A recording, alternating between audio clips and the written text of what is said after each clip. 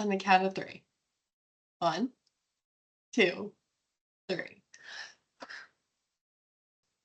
Welcome back to BRB Building Your Brand with Steph and Sky. I want to do things a little differently today, so spice it up a bit, if you will. As some of you may already be aware, it's our birthday month here at SKC Creative. We actually just turned 5 years old. I am a Libra, and we love to celebrate anything and everything, but we also like to celebrate with, well, like pretty much everybody. So, who better to celebrate than those who have helped us get here? So, today's episode is all about gratitude, lessons learned, the journey of how we got here, and where we're headed in the future. I'm a Cancer and I still like to celebrate, but preferably from the comfort of my own home. So this is perfect. And I was thinking it might be fun to put you on the hot seat today and ask some burning questions I'm interested in hearing about. So I'm sure others are as well. And we'll start with the journey so far. So, what were your initial goals and vision for SKC Creative when it was founded? Well, I think I'm going to need a little bit of champagne before we dive into this. Okay, so I think we kind of have to backtrack a little bit and talk about, I guess why I started this business in the first place. So, prior to starting SKC Creative, I was working for an engineering company. I was in New Hampshire. I traveled down to Boston constantly for work. I also had a infant, and my husband was on the road all the time working. So I had no free time whatsoever. Um, and so I guess I probably shouldn't say he was an infant. He was in like kindergarten. But anyways, so I was constantly driving down to Boston. It was like over an hour. If you were lucky, you wouldn't hit traffic, but most of the time you did. So I just remember it was like one like Wednesday or Thursday afternoon. I was trying to get out of Boston. I got out late and it was just like gridlocked. Like no vehicles were moving whatsoever. Eric was, I think, out in Pennsylvania or who knows where at the time. And I was just like, oh my gosh, what am I doing? I feel like I was breaking like every law trying to get up to my child who was in daycare and they charged you like, I don't know, I think it was like $5 a minute for every minute that you were late. So I'm like panicking at this point, right? And I just called Eric and I was like, I can't do this anymore. I cannot keep doing this. I need to make a change. And I just was like, what do you think about me going into marketing? Like just as a consultant, starting something on my own. So he actually was on board and then it just kind of like started to transpire from there. But really like initially the goals that I had were obviously I want to cater to the small business. There's so many small businesses and really they are like the foundation of I guess, business in our country. Like, it's just kind of how it keeps flowing, right? So I really wanted to cater to them. I also knew that I wanted to keep my pricing competitive. So with that, I mean, I have friends that are charging, an astronomical price for their marketing services, and kudos to them for doing so. They have found their niche market. They're doing great there. But I knew that that wasn't necessarily where I wanted to be. Don't get me wrong, I love making money, but like, there's also these other businesses that they need marketing services too, and they can't necessarily afford that. So it was like, how am I going to cater to that demographic right there? So that was really the focal point. The other thing too is that I really wanted to give myself freedom to spend time with my family. I remember my son saying to me, he had gone on a field trip and he was like, "You're the only mom who doesn't go." And I was like, oh, okay, thank you for the guilt trip. Sad. I know, right? And I was like, this cannot go on any longer. So really between those three areas, that's how, I really knew what I wanted the vision to be for this. At that time, I don't think I necessarily knew what type of beast it was going to transpire into, but that was really, those were the foundations I knew that I wanted to focus on. You bring up a really great point about the small businesses, and I think that we've done a really good job of sticking to that goal and only really focusing on small businesses. So for the next question, what is something that surprised you throughout your marketing journey? Oh, this is probably going to sound a little bit wild, but I think the one thing that I realized, especially in the beginning, is the lack of support from family and friends that you get when you're starting a business. Which sounds crazy. I did obviously have like my cheerleaders that were there throughout the whole thing, but some of my biggest supporters are people I've never met in real life. Yeah, we've chatted like this, but I've never met them before and they have supported me so well. I mean, I'm so appreciative to them. But most recently, and this has a lot to do with everything happening economically and, workforce related at the moment, but One thing that's surprising me recently is how other marketing professionals are very quick to try to steal your clients. And I know that that's always been a thing. And don't get me wrong, I love competition. Like, I think it's really good for our industry. But wow, just they really try to undermine everything that you do. And it's just, no, it's off putting. I'm not a fan of it. And really just between all of what I just mentioned, you have to learn to let shit go. Like, if you don't, this job will chew you up and spit you out. And there's such a lack of appreciation for the work that we do, even though we love what we do and we do have great clients. People don't really notice what you're doing until it's not going the way that they want it to. So you really have to learn to let things roll off your back, or you will not make it in marketing. I feel like we notice this a lot where we get a lot of negative feedback about, the small things, but like we never really get a ton of you're doing a great job, which I think is definitely something you have to adapt to in a marketing position. But yeah, I mean, I know at the end of the day, they like the work that we do. It's just sometimes you wish they would say it a little bit more, but Yes. yeah, definitely something you got to learn. Yes. This kind of goes along with the next question. What were some of the biggest challenges you or the company has faced in its early years, and how did you overcome them? Oh, okay. So I feel like I have lived through many lives over the past 5 years. So the business originally formed in October of 2019. So I was kind of taking my time at the moment. I wanted to make sure I had a good business plan in place, figure out exactly how I wanted to approach all of this. And kind of as I was getting myself really ready to go and get out there, COVID hit. So the world shuts down. And I just kind of had that, oh my God moment. Like, what did I do? I left a great paying job and now I'm making no money and the world shut down. And it's like, oh my God, like, what did I do? So there were a lot of tears at the beginning. I think, with there being so many uncertainties in how everything was going to play out, it weighed on me so much those first like 6 months.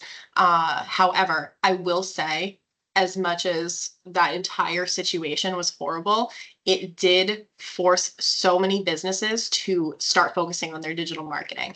So with that, the work starts to really flood in because they're all having their oh my God moment of we have to adapt or else. So it really did drive the need for marketing professionals. And, just through all of the connections that I had made over the years, that really helped establish and sustain the business in that first year. And then following that, I was obviously able to, really build that up on my own some more. But oh my goodness, that was that was probably the worst It's worst honestly part. like kind of a blessing, though, I guess, since obviously you got some work out of it. But I know. I mean, I think it's crazy to refer to it that way because, like you're like, oh, it's a blessing. Like, and I feel like yeah, that all the time, but it feels like such a weird thing to say about such a crappy situation. true. But I totally Yeah. 110% agree with that. And I think, Mhm. as part of that, because we were all working from home, there aren't really as many breaks throughout your day. Like, you're at your Mhm. computer. Yes, you're in your house, but I mean, you really were open for work so much more than you ever had been before. So with that came burnout like I've Mhm. never experienced before in my life. I mean, Yeah. we finally just got to this point where it was like, oh my God, like, when was the last time I actually stopped and took a break? Mhm. And trying to like claw your way out of burnout is just, God, I don't recommend it to anybody. It's Yeah. horrible. Um, and then, on top of that, and this kind of was like around the same time as the burnout, I decided to move. I just didn't I was done being in New Hampshire for the winters, and then I was like, let's move to Florida. And that just takes such a huge toll on you when you're already stuck in like this burnout mode. So it was just like the perfect storm of stuff. But I think that because I got to experience all of these things, I know what I would never want to happen again. So it really teaches you valuable lessons of like, okay, like, this is how we can continue to grow and make sure that we set ourselves up in a position where this isn't going to be the case in the future. Yeah. I think that's really great that honestly you've learned from all of that, and obviously that won't happen again. So fingers crossed. I guess you never know, right? Unless you But that's decide the to move. plan. Unless you decide to move again. Oh gosh, don't say that. Anyways, we will talk about some happier things now. So, what Yes. was your favorite project that you've worked on, or should I say favorites? Because I'm sure it's hard to choose just only one. It is definitely hard to choose just one. There's been so many great clients that we've worked with over the years. So I think I would say that one of my first favorite projects was a website design I did for a construction company in New Hampshire. And within this project, I mean, I was really pushing myself, and I feel like I gave them the best of the best. It's been, I think, over 4 years since I put that in place. And really, aside from just the typical like maintenance and updates, they haven't requested any changes. They're very satisfied with it. Everything's running very smoothly. Obviously, there's regular updates that happen to it, but I would say that was like my first real like, oh heck yeah, like way to go. Yes, that's a good sign. And then, for more recent favorite projects, and I think we've talked about this one in the past, it was the Navigator Senior Advising branding. And not only did I really just love the brand that we created, but we had, let's see, the logo, the brand guide, the business cards, rack cards, banner stands. There was a website, PowerPoint templates. There were so many pieces to her brand. But with this client, she just knew exactly what she wanted. And all she needed was for someone to take what was in her head and bring it to life for her. So I think it's pretty cool to say that we did that. And obviously, she loves it. She gets so many compliments on her stuff. She tells me all the time. So I just love hearing that. I think it just is, that is what makes our jobs so worth it. Yes, that's obviously one of my favorites as well, Navigators. And I thought it was also cool because we both like worked on it, I would say equally, because we both had to put stuff into it. So it was kind of cool, like us just working together on it too. But It I was a did really nice love that. collaboration. Yes. Yeah. So along the same lines as that last question, what do you consider to be the most significant milestones or achievements of the past 5 years? Yeah, so I think, just going back to what we talked about before, honestly, the first one is making it through COVID. That's huge. I know, unfortunately, a lot of businesses didn't make it through that. And I know, like, my financial advisor says, he's like, if you can make it through COVID, you can make it through really anything going forward. So that's the first one. Another one is not letting imposter syndrome win. Like, this has been such a big thing for me. Maybe it's the millennial in me. I don't know what it is. But the amount of times over the years where I'd sit there and doubt myself and being like, did I make the right choice? Is this the right decision? Can I do this? But also too, it's like, okay, then you snap out of it. And it's like, no, you are a strong, independent woman. You can do this. Like, you've got it. So I mean, I feel like between those two, they can really create a lot of doubt in you. And to say that I overcame that, I feel like is huge. And then, another big thing was, as the business started growing, it was like, okay, what's the plan each year? And obviously, the purpose of starting a business is to make money. That's really the idea behind it, right? So the goal was, okay, every year let's double what we Mhm. did the year before. And that has been pretty consistently happening all throughout these 5 years. So that in and of itself is just, I feel like, a significant milestone anyways, just to be able to say that we did that. I mean, I was able to bring you on. I feel like we're Mhm. going to get to a point in the near future where we're ready to bring someone else on. Like, it just keeps growing. And I feel Mhm. like it's just fantastic. I love it. Yes, I think that's awesome too. And I'm super excited to see, where it goes and what kind of clients we get in the future. Because it's always fun when we have like a new one, different uh, industry come in. Because like it's new stuff for us and it's exciting. So I'm very excited for that.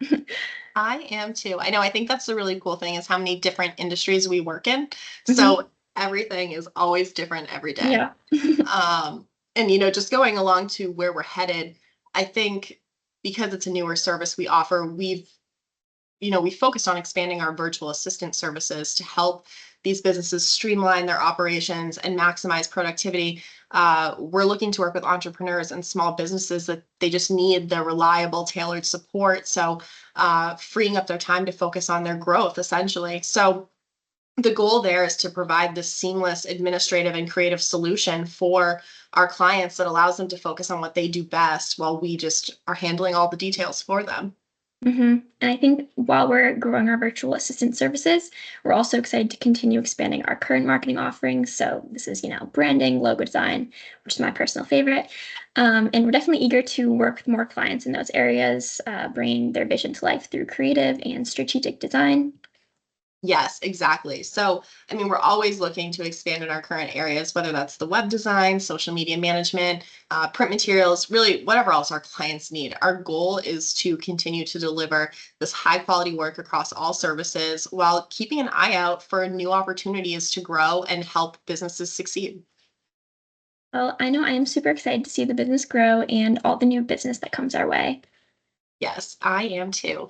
And, to end this, we really have to say that we just want to give a big thank you to all of our clients and those who have supported us throughout the years. Your trust and the loyalty, I mean, it's really truly shaped the journey. So we're especially grateful to those who return years later, continue to refer us. It really is a testament to the relationships we've built and the quality of the work that, we ultimately strive to deliver. So it's because of your continued support that we've been able to grow and do what we love every day. So thank you. Yes, thank you so much for supporting us and tuning in to this episode. So we will see you next time. Bye. Bye bye. So I love this. This is Teaching Skylar how to open champagne. Yes. So there's a little pull tab. Oh, oh wait, hold on. Now you pull this off.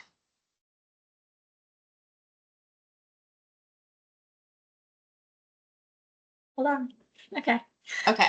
So now just put your hand over the top of it and then just twist.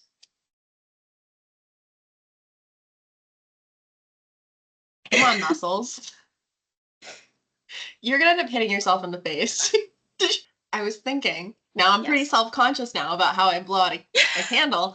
But I don't even understand how you did that other, like I can't even do it. Show me. Well, it's like what I'm doing, but mine's more pronounced. It's like a perfect circle when you do it. I know. I feel like you also have to look smiley while you're blowing it out, you Well, know? that's hard. So oh, that was actually better. That was good. Yes, yes.